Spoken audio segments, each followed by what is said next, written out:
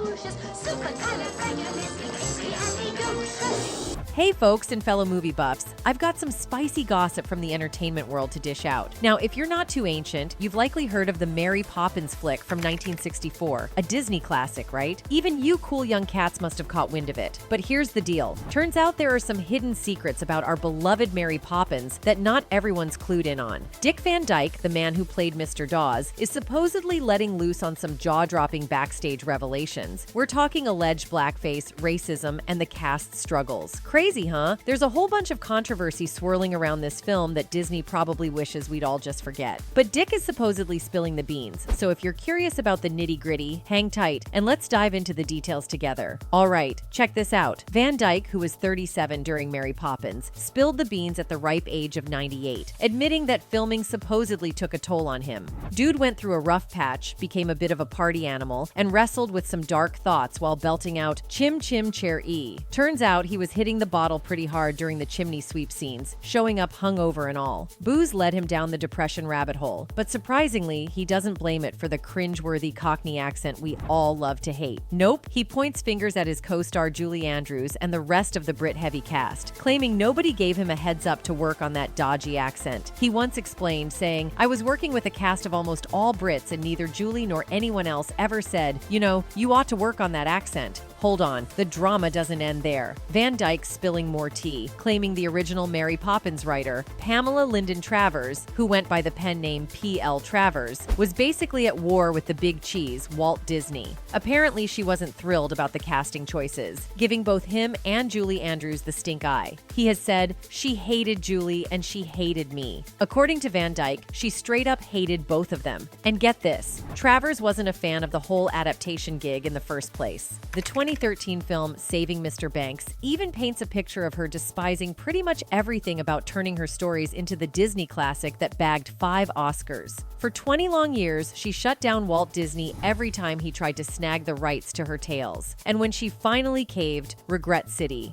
Her original Poppins was this stern, no-nonsense character, and suddenly, on the screen, she's all sweet, smiling, and boogieing with animated penguins. Travers took it as a personal insult. After the premiere, she tells Walt all the animation has to go, not realizing it was too late. Disney hits her with a reality check. "Pamela, the boat has sailed." The Mary Poppins set wasn't all rainbows and sunshine for Julie Andrews either. Turns out she slapped a bumper sticker on her ride that read, "Mary Poppins is a junkie," a cheeky attempt to shake off the overly sweet image the role had tagged her with. But if she spilled the beans on what really went down during the making of the movie, that bumper sticker might have hit differently. Here's the real scoop. Julie shocked the kiddos on set with some not-so-nanny-like behavior. Karen Daughtris, the now 68-year-old who played young Jane Banks, still vividly remembers 8-year-old her jaw-dropping as she witnessed 28-year-old Julie Andrews decked out as the prim Edwardian nanny, puffing on a cig and tossing around some colorful language with the crew. Yep, you read it right. There was swearing and smoke clouds on that supposedly perfect set. It was a legit 1960s scene, no kidding. They started off polite around the youngins, but that didn't last too long. But the controversy doesn't end there. In a 2019 opinion piece by the New York Times, writer Daniel Pollock Pelsner accused Mary Poppins of engaging in the harmful practice of blackface. You know, that cringy practice where non-black actors deck out in makeup to caricature black folks. The movie tries to play it off, making Mary and Bert, aka Dyck Van Dike, all sooty during a chimney sweep jam. Now you might think, hey, they're just covered in dirt, not the same as the old school blackface stuff. But hold up. According to Pollock Pelsner, you can't brush off the fact that the movie's roots, the original book, cracked jokes using chimney sweeps in a pretty racist way. It's like trying to dodge the past but still tripping over it, you know? Of course, some people on social media weren't exactly pleased with this take at the time, while some believe the context of the scene involving soot did not constitute the practice of blackface. One user said, "People are searching for racism like it's oil. Racism has become a commodity, figuratively speaking. If it were a literal commodity, however, its value would be through the roof at this moment in history." While another user said, Mary Poppins wasn't flirting with blackface. It was soot in their faces from being a chimney. Stop spreading racism claims on non-racist things like this. Regardless of where you stand on this mess, Pollock Pelsner thought it was chat-worthy. And let's face it, with everyone dissecting old flicks with today's standards, this convo is probably going to stick around like a catchy song. So it's not just Mary Poppins catching flack. Disney's animated history's got its own share of eyebrow-raising moments. I mean, think about it. For over 80 years, Disney's been the go-to for animated flicks. From the OG Snow White to today's Frozen Frenzy. They've been a big deal, no doubt. But here's the thing. With Disney's long legacy, some of their old cartoons haven't exactly aged like fine wine. Some stuff might make modern folks cringe a bit. Looking back, it's kind of wild to think that once upon a time, cartoons didn't bat an eye at showing characters sipping on drinks or puffing away on smokes, even in kids' shows. And you won't believe this, there were even times when the little ones themselves were caught in the act, like in Dumbo.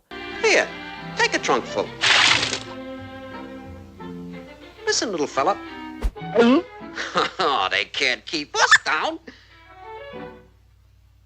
Oh, I guess you had one little one left over. Dumbo? Picture this iconic scene. Dumbo and his buddy Timothy Q. Mouse think they're chugging down water from a trough, not realizing that some clown crew dropped a whole bottle of booze in there. Next thing you know, they're lapping up the alcohol-laced water, and things get trippy real quick. Dumbo and Timothy go on this bizarre pink elephant-induced acid trip that's beautifully animated, but also kinda disturbing. Now imagine this playing out in today's cartoon scene. Dumbo, the baby elephant, getting hammered and tripping out. Yeah, that would raise a few eyebrows, especially with those psychedelic hallucinations. What was even in that alcohol? Dumbo isn't the only movie to feature a Disney protagonist casually getting drunk. Its predecessor, Pinocchio, similarly features underage drinking and depicts young boys smoking as well. The scene takes place on Pleasure Island, the seemingly idyllic getaway spot for mischievous young boys where they're free and encouraged to do whatever they want, free of adult supervision. Taking advantage of that freedom, Pinocchio and his newfound friend Lampwick engage in numerous frowned-upon activities, including fighting and destroying expensive model homes, before settling back and enjoying a cigar and a beer in Pleasure Island's pool hall. An argument can be made that Pinocchio isn't really glorifying cigar use or alcohol consumption. In the context of the film, such activities as smoking or drinking are proof that the boys are misbehaving, resulting in their turning into donkeys later on. Still, including such a scene at all could be seen as inappropriate, especially given how long it is and how prominently the behavior is displayed.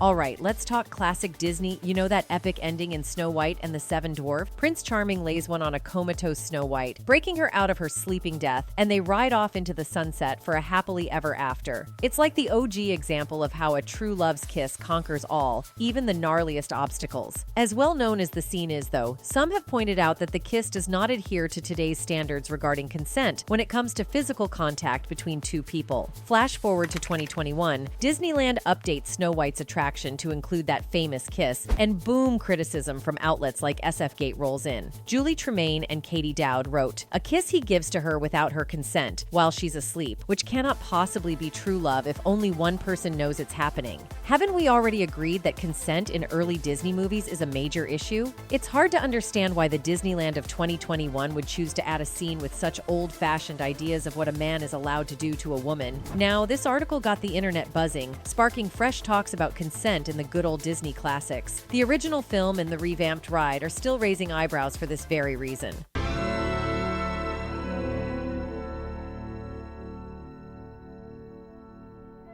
Just like Snow White, Sleeping Beauty from 1959 is raising some eyebrows. Here's the deal. Prince Philip gives the snoozing Princess Aurora a smooch, pulling her out of her enchanted nap. Now, as heartwarming as that fairy tale ending is, the whole idea of a dude laying one on a sleeping gal isn't sitting well with some folks nowadays. Referring to both Snow White and Sleeping Beauty, the education website Middlebury points out that, while many may find this a harmless part of the storylines or a heroic attempt to save the princesses from their possible deaths, it is extremely deleterious to display these interactions that lack blatant consent due to Aurora's and Snow White's inability to speak or disagree in any way. Some upset parents have even asked school districts to pull Sleeping Beauty from their classrooms' bookshelves because of the potentially inappropriate message it was sending to young children. It should be noted the original fable actually contains a far more disturbing depiction of SA than the significantly toned-down versions that appear in both Grimm's fairy tales and the Disney film. However, many changes have been made to the presentation interpretation of the story over time, though, the ending kiss in Sleeping Beauty continues to be seen as every bit as problematic as the ending kiss in Snow White. So, after Walt Disney passed away in '66, the animation studio went through a bit of a rough patch without his magic touch. For a solid 2 decades, they were churning out movies that just couldn't match the awesomeness of their earlier hit. But hold up, enter a certain sweet-singing mermaid, and boom, Disney Renaissance happens. This era brought back the studio's A-game, both in terms of critical love and making bank. The Little Mermaid is a fan favorite, and its achievements and success when it was released in 1989 are undeniable. But here's the thing, some folks are side-eyeing it for having a few not-so-cool moments. Take Sebastian, for example. Some peeps find his character a bit cringeworthy, with those heavy Jamaican stereotypes. And get this, there are underwater creatures in the mix that got some side-eye too, like that blackfish in the Under the Sea song, which drew comparisons to not-so-cool caricatures of black individuals from way back in the 1900s. Things got heated enough for a Change.org petition to cut the scene, but it didn't pull in enough signatures, so that moment's still swimming in the film. One of the clearest and most shameful displays of racism in past Disney films comes in the form of 1953's Peter Pan. Brace yourself for this scene. Peter and the Lost Boys kick it with Native Americans who had previously nabbed them. And oh boy, it's like a checklist of every Native American stereotype in the book, from the clothes, peace pipes, and teepees to the cliched language and hand gestures. But wait, there's more.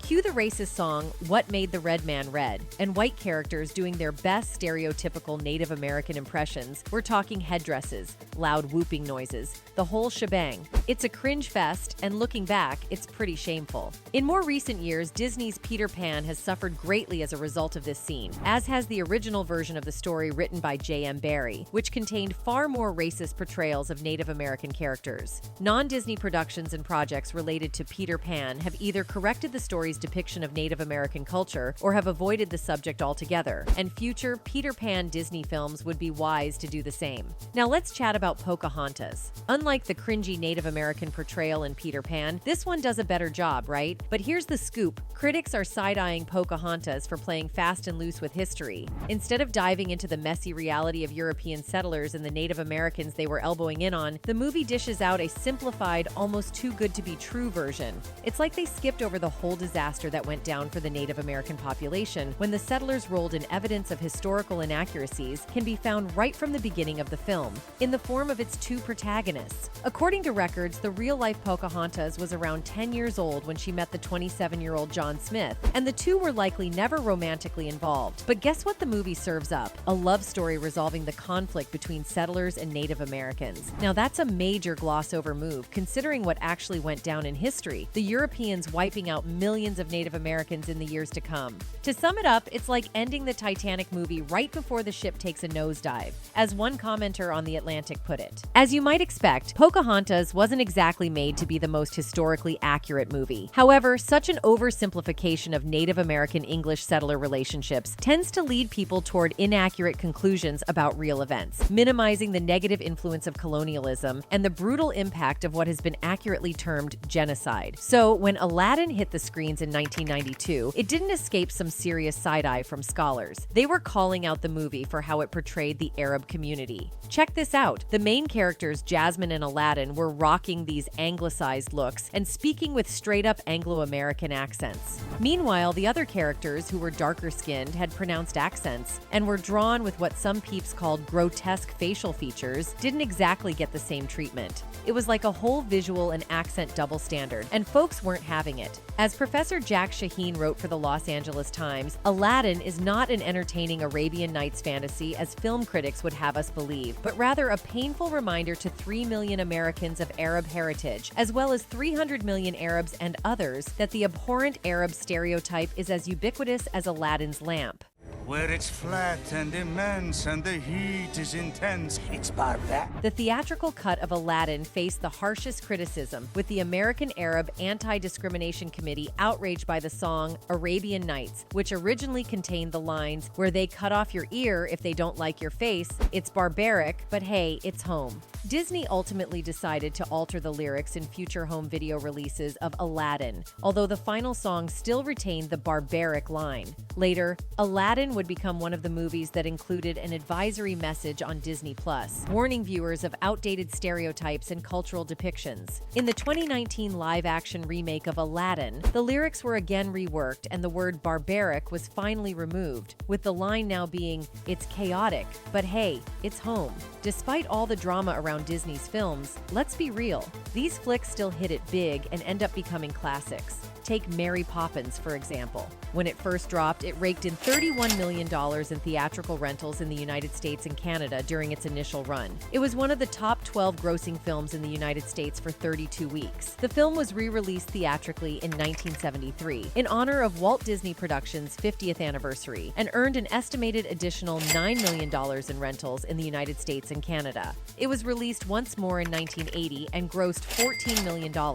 It returned a total lifetime rental of $45 million to Disney from a gross of over $102 million from its North American theatrical releases. The film received universal acclaim from film critics. Whitney Williams of Variety praised the film's musical sequences and the performances of Julie Andrews and Dyck Van Dike in particular. Time lauded the film, stating, "The sets are luxuriant, the songs lilting, the scenario witty but impeccably sentimental, and the supporting cast only a pin feather short of perfection." Bosley Crowther, reviewing for the New York Times, described the film as a most wonderful, cheering movie. He added that for the visual and oral felicities they have added to this sparkling color film, the enchantments of a beautiful production, some deliciously animated sequences, some exciting and nimble dancing, and a spinning musical score, make it the nicest entertainment that has opened at the music hall this year. For The Hollywood Reporter, James Powers applauded the performances, visual effects, musical score, production design,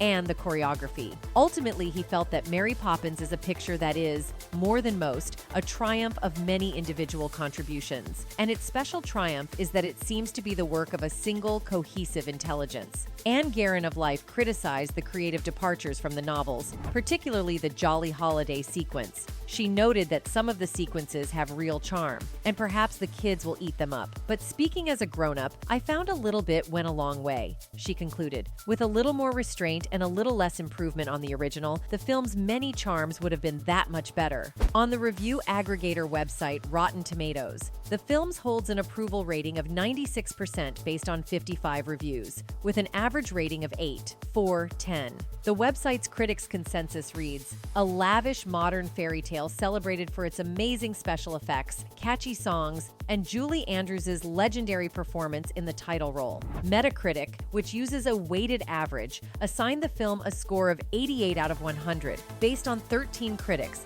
indicating universal acclaim. Critic Drew Casper summarized the impact of Mary Poppins in 2011, saying, "Disney was the leader. His musical fantasies mixing animation and truly marvelous FX with real-life action for children and the child in the adult. Mary Poppins, 1964, was his plum. The story was elemental, even trite, but utmost sophistication, the chimney pot sequence crisply cut by Oscared Cotton Warburton, and high-level invention, a tea party on the ceiling, a staircase of black smoke to the city's top, characterized its handling. Mary Poppins is widely considered Walt Disney's crowning achievement. It was the only film of Disney's to garner a Best Picture nomination at the Oscars in his lifetime. The newly constructed Walt Disney World monorail system benefited from the film because of the profits the movie generated. Some profits from this movie were taken to help fund the Disney World monorail system. Disney's monorail system pays homage to this film by naming the MAPO, Mary Poppins, safety system included on all Disney monorails. Also, all Walt Disney World Railroad steam locomotives are fitted with a boiler safety device marked MAPO.